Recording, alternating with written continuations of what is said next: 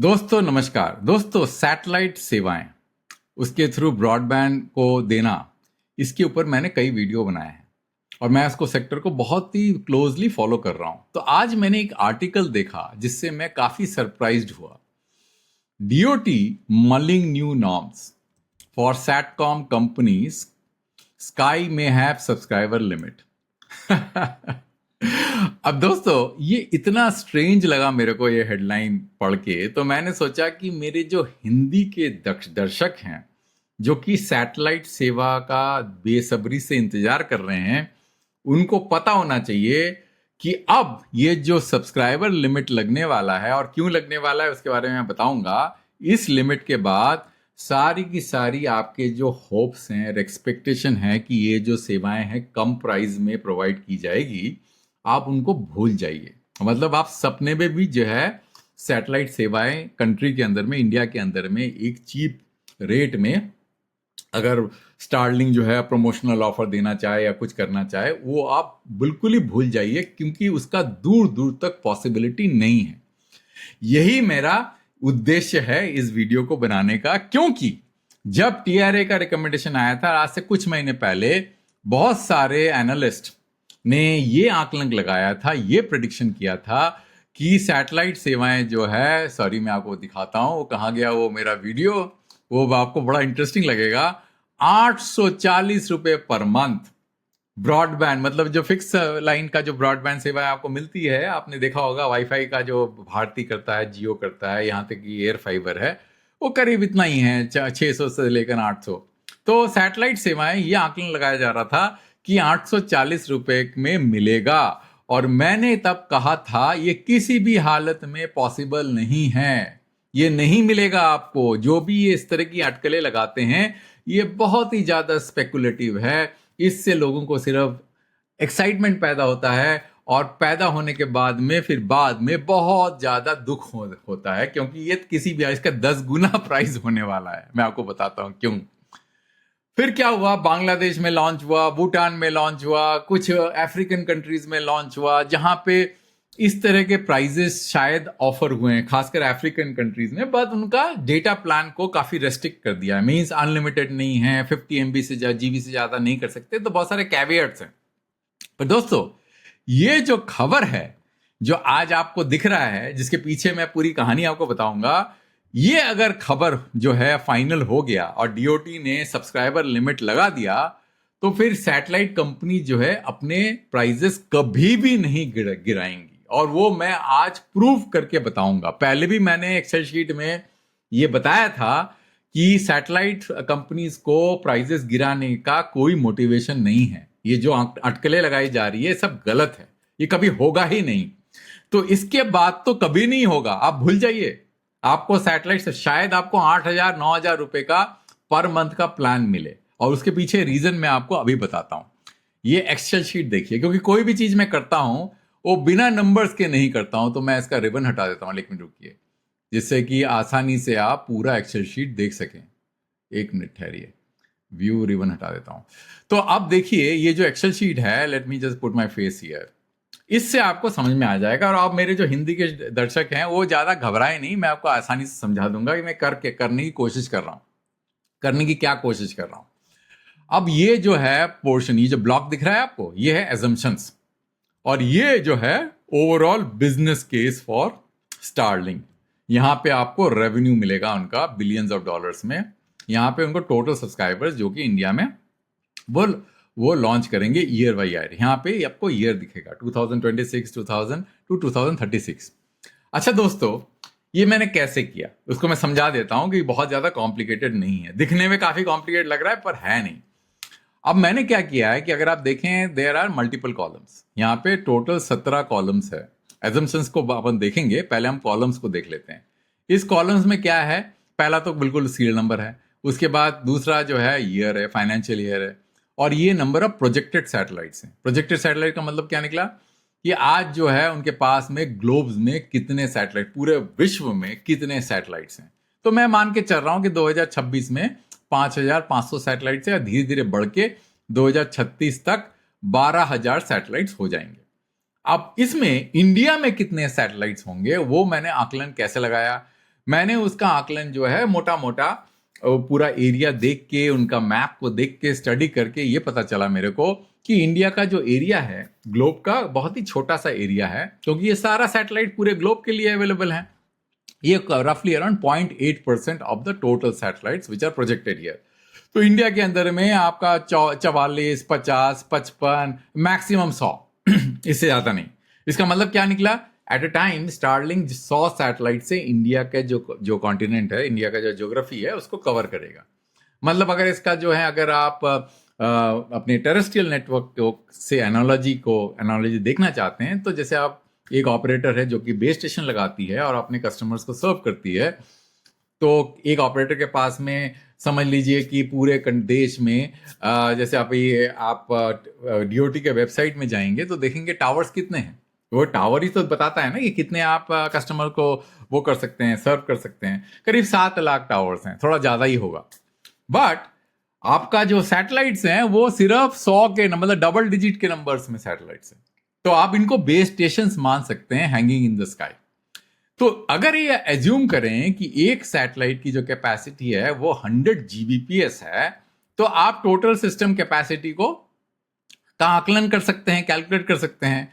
तो जब total capacity आपका आकलन हो जाएगा, तो इस कैपेसिटी को, इस स्पीड को, मतलब कैपेसिटी मतलब स्पीड, कितना थ्रूपुट, क्योंकि थ्रूपुट मैंने बताया ना कि आपका जो है average data throughput is 100 GBPS पर सैटेलाइट, राइट। तो इस हिसाब से आपने कैलकुलेट कर लिया। आप 100 से 44 को 100 से मल्टीप्लाई करेंगे तो आपको 4400 मिलेगा।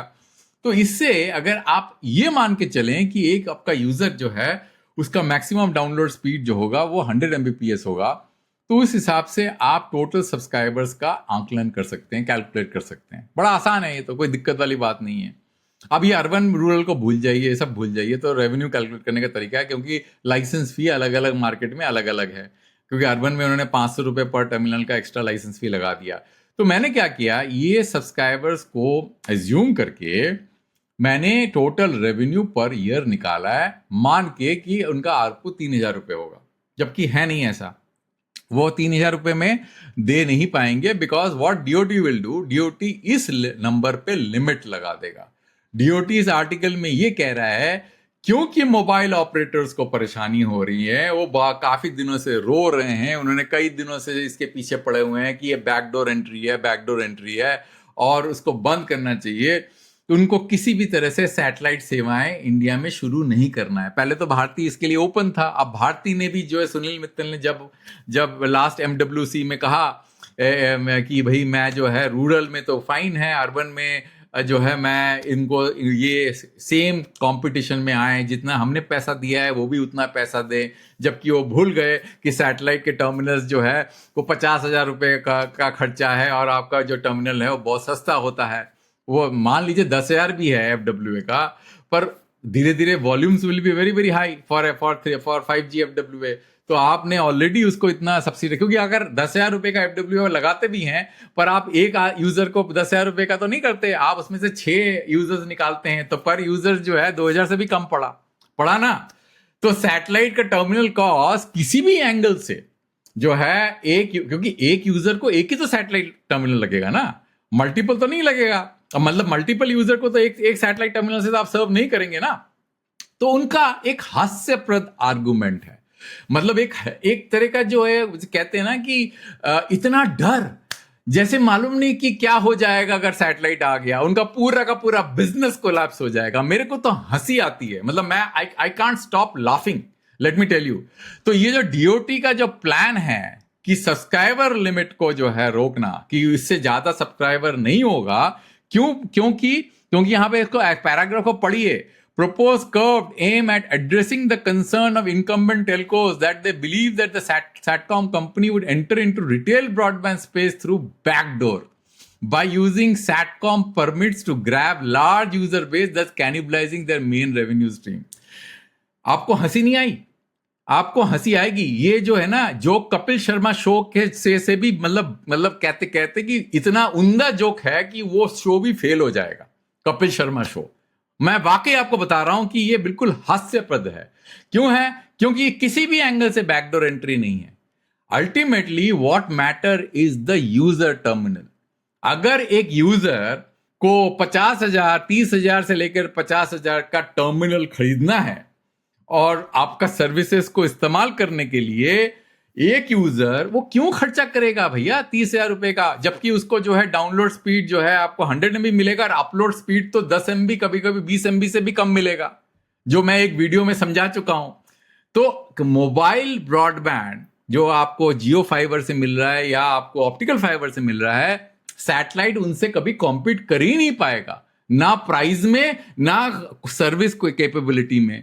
तो मुझे तो ये जोक नजर आता है, ये जो बैकडोर एंट्री का जो पॉइंट है। तो DOT is getting influence, DOT भी इन्फ्लुएंस हो जा रहा है, वो सब्सक्राइबर लिमिट लगा देगा। अब सब्सक्राइबर लिमिट लगाने से होगा क्या, मैं आपको दिखाता हूं इस एक्सेल शीट में होगा क्या।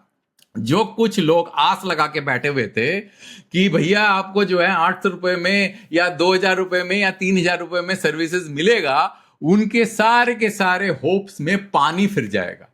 मैं आपको बताता हूं क्यों। क्योंकि मान लीजिए कि ये जो 2.2 लाख सब्सक्राइबर जो है पहले साल में, वो डिसाइड करते हैं भाई मैं 1 ही लाख अप्लाई करूंगा। और मैंने कैसे किया, इसको मैंने एक फैक्टर लगा दिया, ड्यूटी सब्सक्राइबर फैक्टर। तो इसको मैं 0.5 कर देता हूं। तो ये नंबर देखिए गिर गया ना 3,000 रुपए के रेवेन्यू से। अब 3,000 रुपए के रेवेन्यू का मतलब क्या हुआ कि साल में स्टारलिंक जो है इंडिया से सिर्फ $35 मिलियन का रेवेन्यू कमाएगा और मैक्सिमम इन ईयर 2036 में $88 मिलियन का रेवेन्यू कमाएगा। क्यों कमाएगा भाई, क्यों कमाएगा? आपके पास इतने सब्सक्राइबर्स नहीं है इंडिया के अंदर में, जो कि मतलब 1.1 लाख सब्सक्राइबर्स इंडिया में, क्या वो अफोर्ड नहीं करेंगे? अब देखिए कितनी BMW गाड़ियां बिक रही है, कितनी मर्सिडीज गाड़ियां बिक रही है, कितने लोग जो है रूरल एरिया में एफ्लुएंट फार्मर्स हैं जिनके पास ब्रॉडबैंड कनेक्टिविटी नहीं है, तो क्या वो नहीं लेंगे क्या? और अगर वो लेंगे, अगर उनकी कैपेसिटी, बिकॉज अगर ये पूरा एक्सेल शीट देखें तो एक्सेल शीट में अगर ये फैक्टर को मैं 1 कर देता हूं तो आप देखेंगे कि अगर आपको मैंने ये पूरा का पूरा जो आपका जो एजम्पशन है यहाँ पे, मैंने क्या कर रखा है कि डाउनलोड स्पीड को जो है कैप कर दिया है 100 Mbps में, और मैं एक और जो है प्लानिंग फैक्टर यूज कर रहा हूं 20%, एज्यूमिंग दैट सारे के सारे जो यूजर्स हैं will not be activated at the same time, which means अगर मैं इसको 100% कर दूं तो देखिए ये नंबर तो और भी कम हो गया। आप समझ रहे हैं ना? तो मैं एज्यूम कर रहा हूं एट ए नेटवर्क डिजाइन कि भैया ओनली 20% लोग जो है वो एक्टिव होंगे एट ए टाइम, और अर्बन एंड रूरल को तो भूल जाएगी। आरपू 3,000 रुपए एज्यूम किया मैंने, ठीक है ना, और ये SUC वगैरह को छोड़ दीजिए।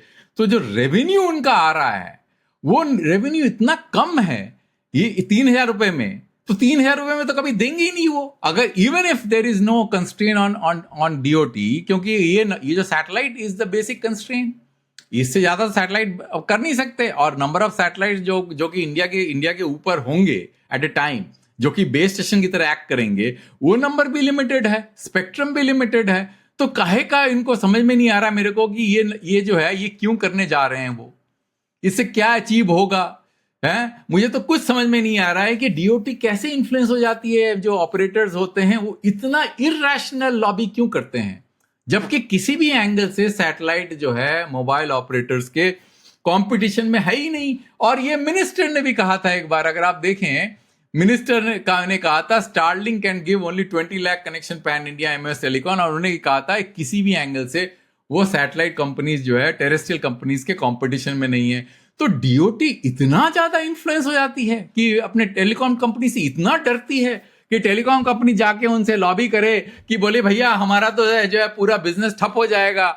अरे भाई कैसे ठप हो जाएगा भैया? आरपू जो है किसी भी एंगल से, मैं आपको बताता हूं कि आरपू जो है ये 8,000 रुपए का आरपू से कम वो लेंगे नहीं, क्योंकि उनको कुछ तो रेवेन्यू चाहिए इंडिया से। आप समझ रहे हैं ना? तो अगर ये फैक्टर को मैं अगर 8,000 रुपए में भी फैक्टर को मैं point, let's say DOT decides कि भाई इसको 0.25 कर देता हूं मैं, और मैं कहता हूं भैया इससे ज्यादा नहीं करेंगे, नहीं तो फिर आपका लाइसेंस का जो स्ट्रक्चर है, स्पेक्ट्रम का स्ट्रक्चर चेंज हो जाएगा, आपको 4% SUC नहीं मिलेगा। अगर डीओटी कहती है आपको और 10% SUC देना पड़ेगा। ये किस तरह का लॉबिंग है? ये तो डायरेक्ट जो है मतलब इंडिया के कंज्यूमर्स को किल करना है, मतलब कोई होप हो उसको भी नहीं। एक तो वोडाफोन आइडिया की बुरी हालत बना रखी है, स्पेक्ट्रम के प्राइसेस और AGR करके। 2 ऑपरेटर हैं और एक ऑपरेटर जो है सैटेलाइट सेवाएं देने की कोशिश कर रहा है, वो भी एफ्लुएंट को, उसमें भी आपने सब्सक्राइबर का लिमिट लगा दिया। लगाने की कोशिश कर रहे हैं। ये किस तरह का मतलब लॉजिक है, मुझे तो कभी भी समझ में नहीं आया।